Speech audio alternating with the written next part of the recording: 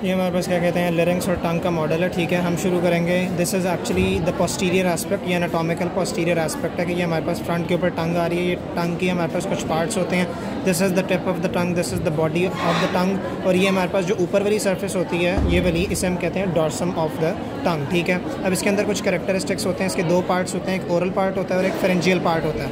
Distinguishing line होती है, ये वी शेप जो नज़र आ रहा है, दिस वी, ये जो हमें वी नज़र आ रहा है इसे हम कहते हैं द सर्कस टर्मिनालिस। ठीक है, अब सर्कल्स टर्मिनालिस के अंदर ये हमें एक सर्कल हमें कुछ पैपिलाज नज़र आ रहे हैं। These are known as the circumvallate papillae. This is the circumvallate papillae, सिर्फ इस लाइन के ऊपर। बट इससे पीछे जो हमें ये प्रोट्रूजन्स टाइप नज़र आ रही हैं, this is actually the lingual tonsil and this is the pharyngeal part of the tongue. ठीक है, अब इस फेरेंजियल पार्ट से पीछे जाएंगे, बिल्कुल आगे तक जो है ना, अंदर तक, वो हमारे पास होती है रूट ऑफ द टंग। ठीक है, बात करें ऑफ दिस एस्पेक्ट, तो ये हमारे पास आ रहा है flap of cartilage which is the epiglottis. ठीक है, और इसे ज़रा थोड़ा ओपन किया तो ये हमें ट्रेकियल रिंग्स नज़र आ रही हैं। ट्रेकियल रिंग से ऊपर और एपिग्लॉटिस से नीचे जो एरिया आ रहा है, this is actually the larynx. ठीक है, इसके डिफरेंट पार्ट्स हैं। इसे ज़रा थोड़ा ओपन किया है, इसके अंदर हमें दो फोल्ड्स नज़र आ रहे हैं। एक ऊपर की तरफ एक लाइन नज़र आ रही है यहाँ करके, ये हमें ऊपर की तरफ ये वाली लाइन नज़र आ रही है और नीचे की तरफ ये वाली लाइन नज़र आ रही है।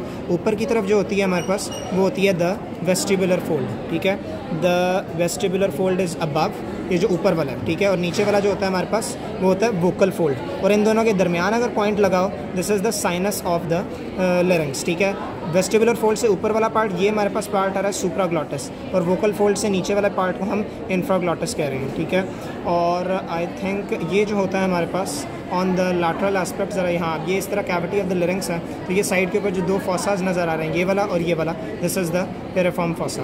ठीक है, और ये जो हमें एक फोल्ड का मार्जिन नज़र आ रहा है, this is the array epiglottic fold.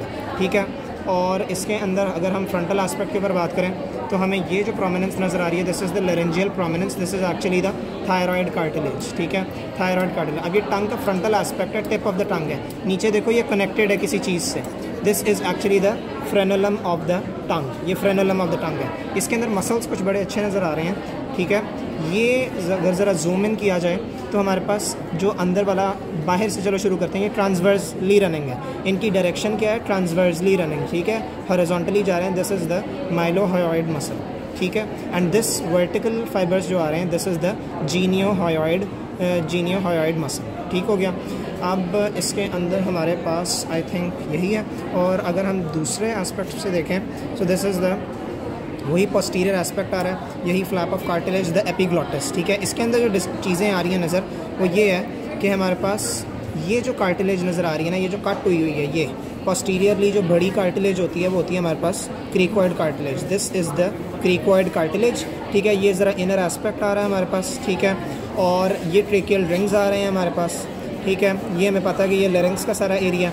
ठीक है, और ये जो साइड के ऊपर हमें फॉसा नज़र आ रही है, देखो पूरी कैविटी अंदर जा रही है। ठीक है, if I can focus it like this, ये ठीक है, this is actually the piriform fossa which is present lateral.